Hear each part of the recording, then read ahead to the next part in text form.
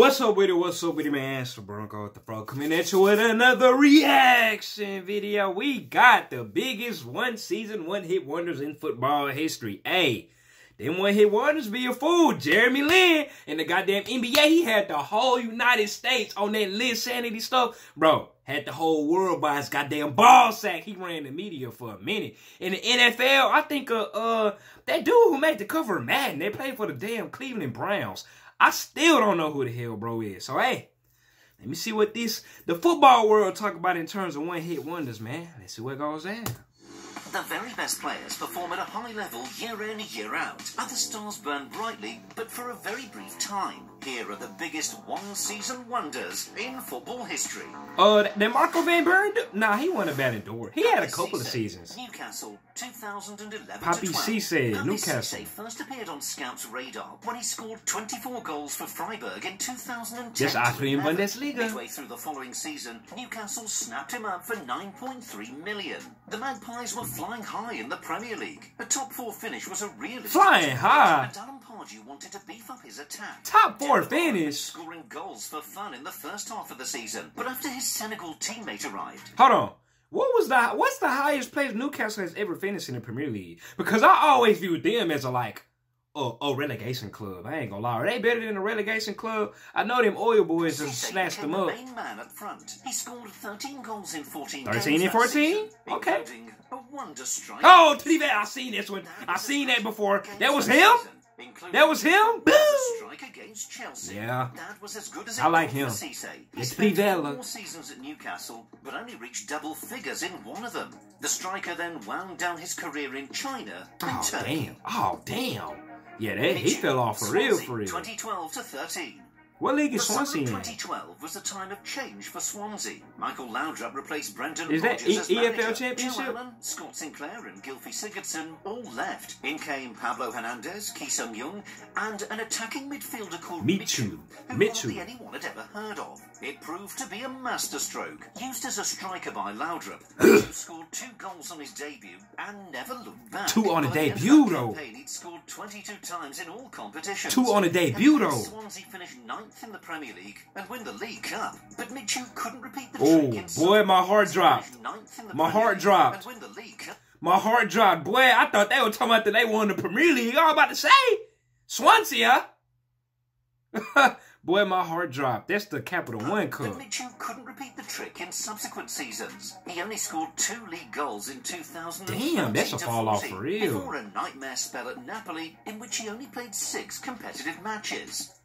That's sad, bro. Wigan, 2008 Amarzaki. Wigan fans thought they'd unearthed a gem. What the hell league is Wigan? Fantastic start to his Premier League career in 2008. Champion? Signed on a season-long loan from Zamalek. Hold on, did they say Premier League? In 2008, unearthed a gem when Amarzaki made a fantastic start to his Premier League career. Oh, okay, they used to be in the Premier League. Signed on a season-long loan from Zamalek, the Egyptian frontman scored 3 Never walk goals alone, in his boys. first Oh! to send Wigan shooting up the table. By the end of the year, he notched 10 goals and was 3rd in the scoring charts behind only Nicolas Anelka and Robinho. Dave Whelan. Oh, I heard Robinho. I was about to say. Compared him to Alan Shearer. He was top 3. The goals dried up. Zaki didn't score again for Wigan, and his manager Steve Bruce called him the most unprofessional player he'd ever seen. Oh, so he was more so an attitude problem. He probably derailed his career himself. More accurate to call him a half-season wonder. The striker had a brief loan spell at Hull in 2010, but he spent the rest of his career in North Africa and the Middle East. Benjani, Portsmouth, 2007-8.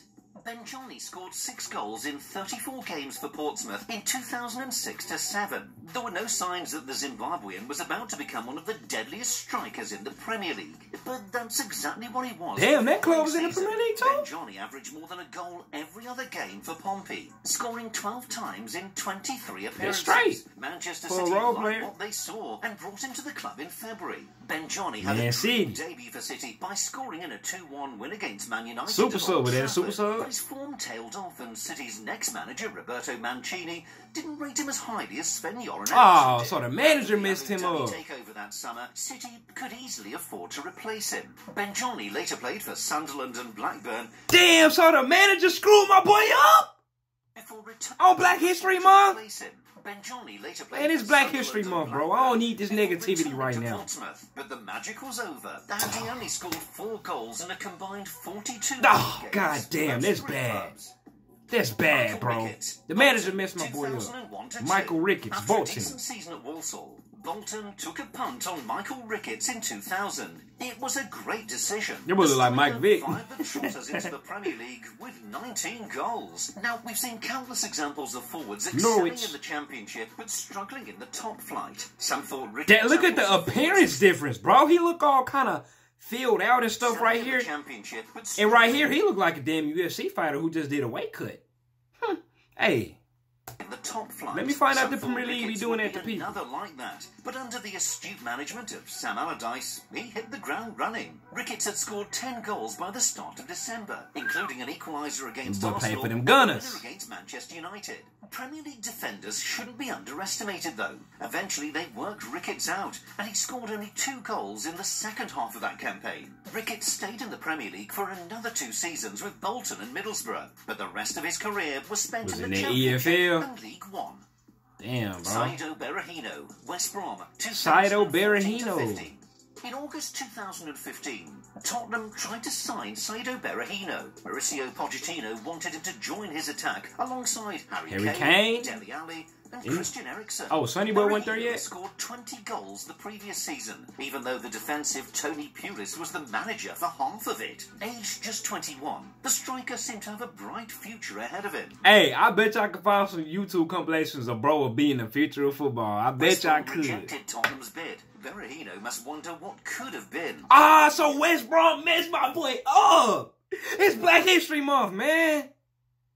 Damn, boy, you hate to see it, man. That boy could have been playing for them Tottenham Cops. 15 to 16, and didn't score at all in the Premier League. They rose to the occasion, man. Once tipped as a future England international, Berahino now represents Burundi at international level. And instead of Spurs, he currently plays for Sheffield Wednesday in League One. Sheffield Wednesday. Wolfsburg, 2008 the club that Rob Lewandowski on.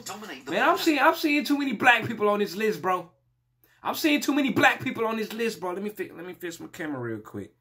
It's Black History Month. I don't need this type of negativity right now, man. I'm seeing too many brothers on this list. They didn't have everything their own way in the 2000s. Borussia Dortmund, Werder Bremen, Stuttgart and Wolfsburg all won the title in that decade. Oh, okay. Wolfsburg's triumph was probably the most exciting. They scored 80 goals in 08 to 09 and famously thrashed Bayern 5-1.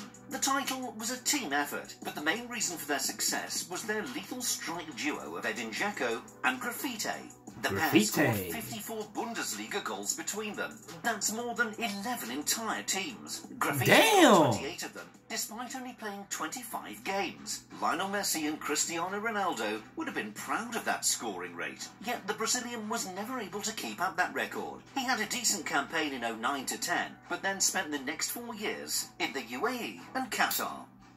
Roque Santa Cruz, Blackburn, 2007 to Roque Santa Cruz. Roque Santa Cruz spent 8 years at Bayern Munich, but he was never a prolific goal scorer there. The most he ever managed in a Bundesliga season was 5. Blackburn fans were still excited when they won the race to sign the Paraguayan in 2007. He teed up. Santa Cruz immediately proved his quality.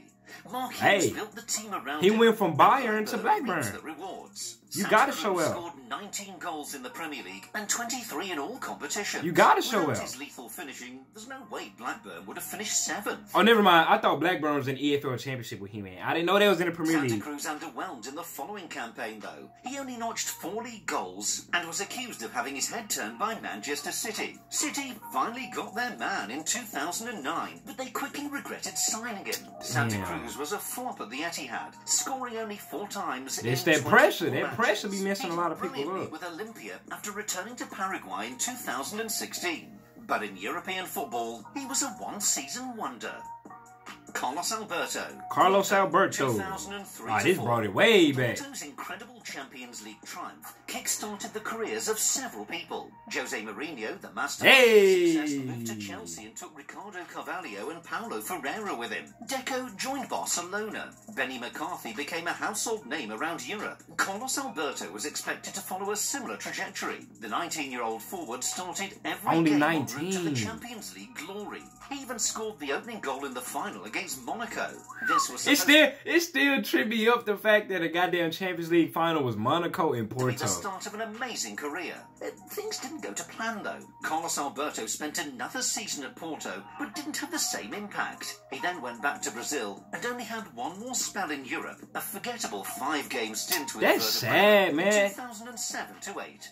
He see his homeboys out there teeing the hell up, doing their due diligence at Barcelona and here and there. That boy still at Porto. They left that boy by himself. They wrong for that, man. Y'all wrong for that. 2000 to 2004. Francesco Coco. As a natural right footer who usually played at left back, Francesco Coco was always going to be compared to Paolo Maldini. That was the worst thing that could have happened to him. Milan only finished 6th in Serie A in 2000 to 2001. But Coco had an excellent season. He earned his first Italy call-up after some impressive displays. That boy got a condom on his head. It seemed as if the 24-year-old was well on his way to becoming an international star. But then Milan loaned him to Barcelona before trading him to Inter in exchange for Clarence Seedorf. Coco struggled with form and fitness at Inter. He made only 26 league appearances in 5 years there. As it turned out, the 2000 to 01 campaign was Coco's peak. That boy ain't played no type of game. Special. He said he only played 26 games in 5 years.